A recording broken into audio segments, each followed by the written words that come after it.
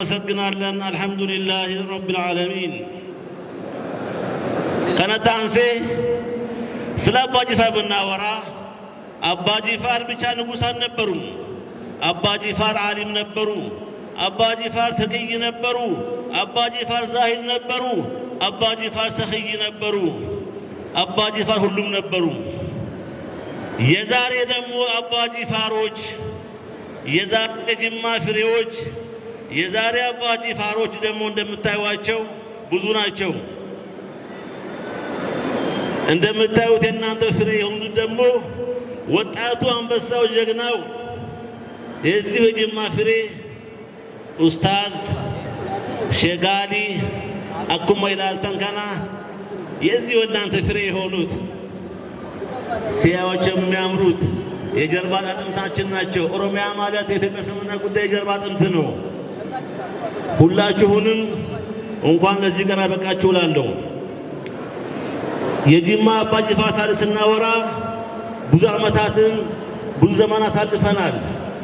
ከዛ ወዲህ ደግሞ ጀምሮ እንደምታዩት ከጠቅላይ ሚኒስትራችን ጀምሮ የዛሬ አባ ጂፋር ፍሬዎች ደግሞ እንደምታዩዋቸው እንደ ፖለቲካም እንደ ዲንም እንደ ሰላም እንደ ልማትም እየመሩ ያሉ የዚሁ የእናንተ ፍሬዎች ናቸው። አልሐምዱሊላህ ልትሉ ይገባል።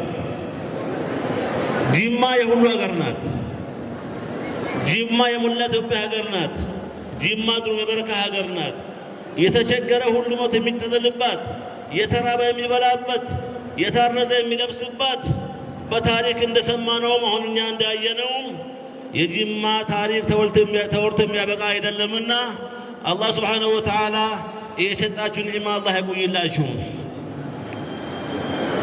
ዛሬ እንደተባለው ጂማ ድሮ አራቱ መዝሀብ ይቀራበት ነበር። ብቻ አንድ መዝሀብ አልነበረም። የአራቱ መዝሀብ ሀገር ነበር። የሁሉ ብሔረሰቦች ሀገር ነበረች። ዛሬም ብቻ ቁርአን ማህፈዝ ሳይሆን ከኔ የተናገሩ ተናጋሪዎች እንደተናገሩት ትናንትና እንደነበረው ሐዲስ ቁርአን አራቱ መዝሀብ የሚቀራበት ሀገር መሆን አለበት። ትልቁና ዋነኛው ነገር ግን አንድነት መጠበቅ አለብን።